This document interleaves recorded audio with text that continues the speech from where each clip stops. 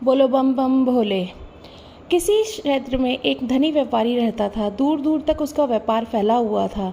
नगर के सभी लोग उस व्यापारी का सम्मान करते थे। इतना सब कुछ संपन्न होने के बाद भी वह व्यापारी बहुत दुखी था, क्योंकि उसका कोई पुत्र नहीं था, जिस कारण अपने मृत्यु के पश्चात व्यापार के उत्तराधिकारी की चिंता उसे हमेशा सताती रहती थी। पुत्र प्राप्ति की इच्छा से व्यापारी ने प्रत्येक सोमवार भगवान शिव के व्रत की पूजा किया करता था और शाम के समय शिव मंदिर में जाकर शिव जी के सामने घी का दीपक जलाया करता था।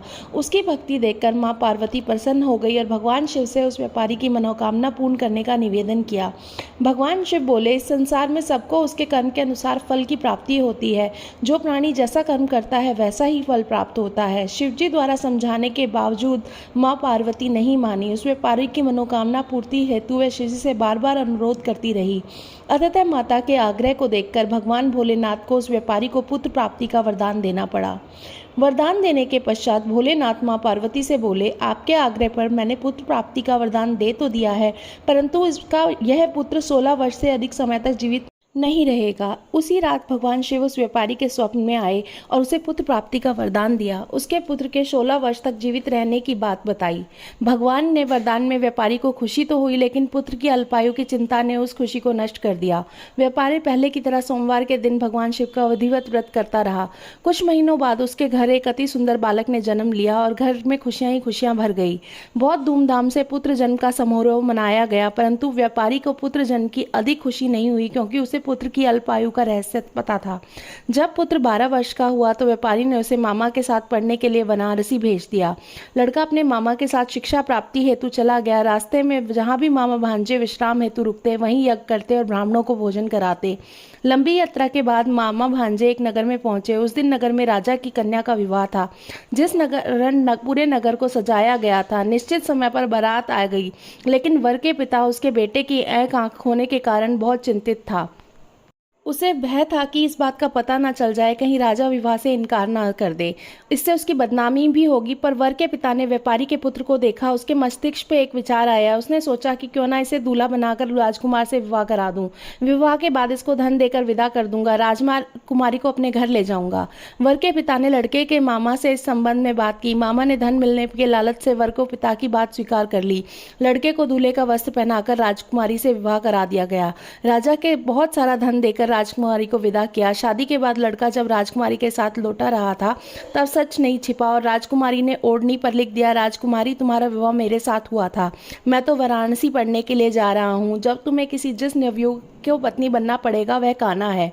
जब राजकुमारी ने अपनी ओढ़नी पर लिखा हुआ पढ़ा तो उस कान्हे लड़के के साथ जाने से इनकार कर दिया। राजा को जब यह बात पता चली तो उसने राजकुमारी को महल में नहीं रख लिया। उधर लड़का अपने मामा के साथ वाराणसी पहुंच गया और गुरुकुल में पढ़ना शुरू कर दिया।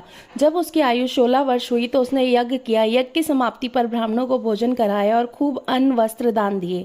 रात को वह शयन कक्ष में सो गया। शिव के वरदान के अनुसार शयनावस्था में ही उसके प्राण पखेरु उठ गए। सूर्यदेव पर माता व्रत भांजे को देखकर रोने पीटने लगा। आसपास के लोग भी एकत्र होकर दुख प्रकट करने लगे। लड़के के मामा के रोने का विलाप करने से स्वर समीप से गुजरते हुए भगवान शिव और माता पार्वती जी ने भी सुने। माता पार्वती ने भगवान से कहा, प्राणनाथ, मुझे इसके रोने के स्वर सहन नहीं हो रहे, आप इस व्यक्ति के कष्ट को अवश्य दूर रखें। भगवान शिव ने माता पार्वती के साथ अदृश्य रूप में समीप जाकर देखा तो भोलेनाथ माता पार्वती से बोले, यह तो उसी व्यापारी का पुत्र है जिसे मैंने 16 वर्ष की आयु का वरदान दिया था। इसकी आयु पूरी हो गई है। माता पार्वती ने फिर भगवान शिव से निवेदन कर उस बालक को जीवन देने का आग्रह किया। माता पार्वती के आग्रह पर भगवान शिव ने उस लड़के को जीवित होने का वरदान दिया और कुछ ही पल में वह जीवित होकर उठ बैठ गया। शिक्षा समाप्त करके लड़का मामा के साथ अपने नगर को चल दिया। दोनों चलते उसी नगर में पहुंचे जहां विवाह हुआ था। उस नगर में यज्ञ का आयोजन किया। समीप से गुजरते हुए नगर के राजा ने यज्ञ का आयोजन देखा और तुरंत ही लड़के को अपने मामा को पहचान लिया। यज्ञ के समाप्त होने पर राजा मामा और लड़के को महल में ले गया। कुछ दिन उन्हें महल में रखकर बहुत सा धन दिया, वस्त्र आदि देकर राजकुमारी के साथ विवाह किया। इधर भूखे प्यासे रहकर व्यापारी उसकी पत्नी बेटे की प्रतीक्षा कर रहे थे। उन्होंने प्रतीक्षा कर रखी थी, यदि अब उनके बेटे की मृत्यु का समाचार मिला तो दोनों अपने प्राण त्याग देंगे। परंतु जैसे ही बेटे का वापस लौटने का समाचार सुना दोनों लौट बहुत प्रसन्न हुआ। वह अपनी पत्नी और मित्रों के साथ नगर के द्वार पर पहुंचा।